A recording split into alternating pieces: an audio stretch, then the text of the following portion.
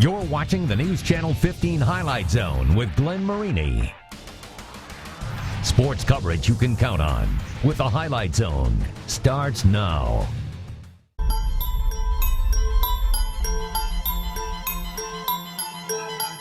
Conference championship is it's a goal. We're both 3-0 and it's a big game. They're a good team. We come out and beat them, it'll be a statement. This game has a lot of importance. It's something we like to take pride in, that we're the underdogs.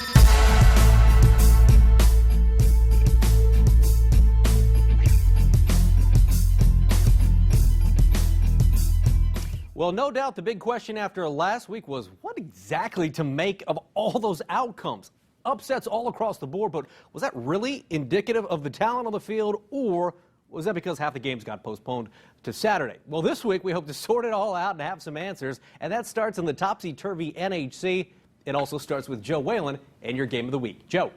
Yeah, Glenn, it doesn't matter that New Haven is the defending NHC champs. The Bulldogs say they still feel like the conference's little brother. And no matter who takes the field, CARROLL always seems to have the air of a favorite. These two colliding at John Young Stadium tonight with the inside track to a conference title on the line. It all adds up to our Highlight Zone game of the week, and it was a good one. Both these teams have been getting it done with the defense this season, but early on in the first quarter, check out the concentration from Eric Lauer. Oh, yeah. 43-yard hookup helped set up a CARROLL touchdown. They led it 10-7 at the half. Move ahead to the fourth quarter now. Same score, but on the most bizarre play of the night. Hand off to Nishawn Jones. He went over 100 yards tonight. But somewhere in that pile, the ball comes loose, and Eric Dutton is waiting, and the senior is gone. 88-yard return for a touchdown. Point after attempt is no good, but CARROLL goes up 16-7, looking like it was over for New Haven.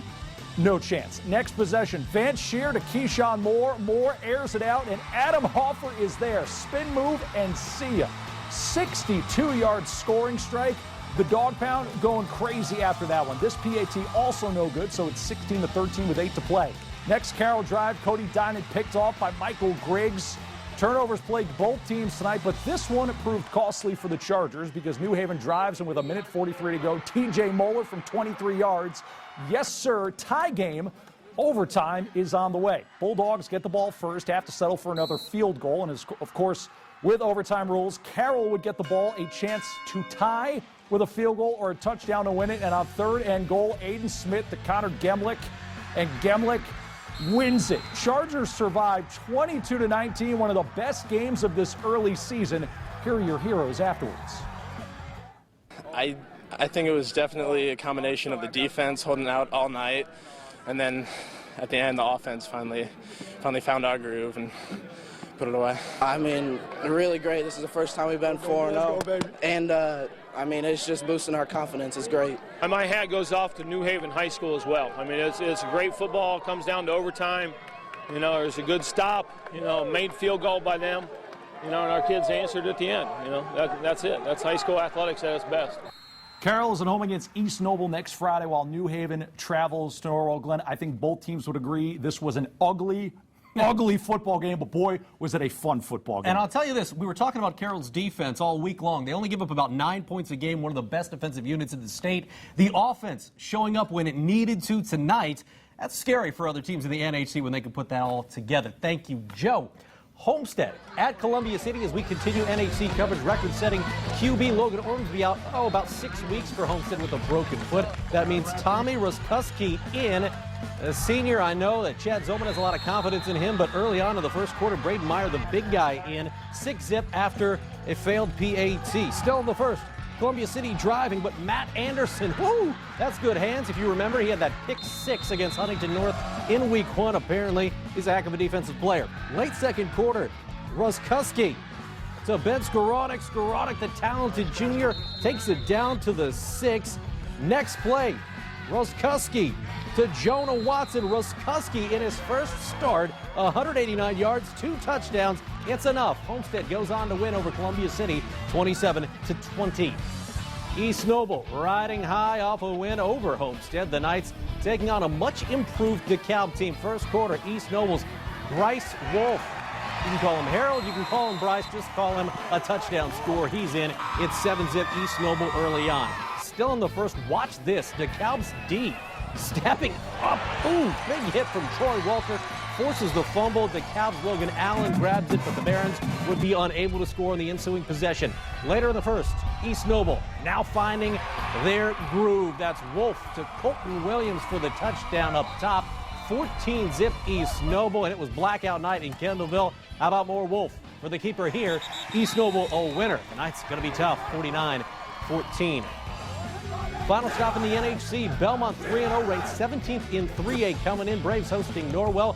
First quarter action, Norwell quarterback Pearson Harnish. Oh, that's a defense that Larry Getz teaches. They take him down right there. Score was tied 0-0.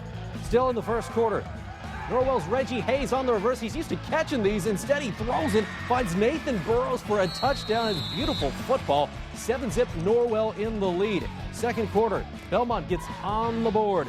We're talking a field goal here from the Braves, but those would be their only 3 points of the night. Norwell defense stout in this one against that Belmont running game. Norwell a winner, 20-3. Huge cross-conference contest at Luers Field. The Knights hosting Leo. Lions beat Luers 34-7 last year. Luers in the third, just a dip home from Noah Wazinski. That's a touchdown, and we are tied at 14. Fast forward to the fourth. Same score. Wazinski to Corey Griggs. That's beautiful pass right there, and Luers takes a 21-14 lead. Still in the fourth, about 9 minutes to go. Leo right back at it. Jordan Eldridge with the touchdown catch there. Now, without the PAT, it's 21-20. They need the PAT to tie, but you see it right there. It's blocked by Luers. Why do we show it? Because that was your game winner. It's Luers holding on to win by that blocked PAT, 21-20 over Leo. Well, definitely a good stepping stone, 21-20 against a good Leo football team. Not the prettiest football game, but we got the job done, and we got a lot of things to work on. Oh, it means a lot, especially, since what they did to us last year. We had to put it to them, and, it was ugly, but, we got it done. They really had a great week of practice. We didn't execute tonight. A lot of penalties, a lot of mistakes, but we found a way to win. Yeah, penalties key in this one. Leo hosts South Adams next week. Luers will host Wayne. And speaking of those Generals, Wayne has been an offensive juggernaut this season, averaging over 55 a game, second best in the state for 5A. First quarter against Northside, Keon Powers to Dion Powers. They know each other. It's a first down, big gain for the Generals. Scott Shaw's team then gets on the board here. It's Keon Powers taking it in himself, 7-0 Wayne. But in the second quarter, North starts to make some noise, and they do it with their sophomore quarterback, Arian Nieves. Finds Jordan Kindig, the transfer from Concordia, picking up the big first down. 30-yard gain there for the Redskins. Later on the drive, Tyson Whitner slams one home for a touchdown, and this one went down to the wire, but it's Wayne staying undefeated as the Generals moved to 4-0 with a 35-34 win. At Spooler Stadium, Dwenger still ranked 4th in 4A. The Saints battling those Bruins of Northrop. First quarter, Cody Miller of Dwenger, the senior, hitting Marcus Step in step. He goes 51 yards after the catch. It's a first down for the Saints deep into Bruin territory. Next play, Miller. Great pitch as he read the defense to Amon Clark. It's a touchdown. PAT would be no good. And Dwenger up 6-zip early. Now what Coach Dorfler wanted to see. Still in the first after a Northrop fumble. More Dwenger. Miller, you saw him on the play action to Peyton Philpott, wide open for a 30-yard score. Miller, 225 yards, 3 touchdowns. This one was not Dolphin safe. Dwenger, a winner, 40-13 over Northrop. Final stop in the SAC, Zollner Stadium. They're tough at Concordia. They wear shorts. Concordia taking on Southside. Archer still looking for win number 1. Late first, 4th and 9 at midfield. Concordia goes for it. It seems like a genius move. Daniel Sparks to Peter Morrison for the first down, and Cadets were up 21-zip after 1. First play of the second quarter, Peterson Curlegrand, 11-yard touchdown here. He had 19 carries, 230 yards, and 5 touchdowns, one of the big performances of the night. Later, it's Sparks to Morrison. This one goes for a score. Concordia lighten up the scoreboard tonight against Southside. Your final 56-9. Well, we're going to take a quick timeout, but when we come back, we'll delve into some huge conference games. The NECC, we're talking Garrett and Lakeland squaring off in a good one. We're also going to head to Butler for Busco battling Eastside. And in the ACAC, we're going to make stops at Heritage, Adams Central, and Bluffton. Plus, we're going to pop down to Pinedo to check in with Southern Wells. It's all coming up next in the Zone. Is it the Cadets or is it the Cadets? It doesn't matter. You're watching the Highlight Zone.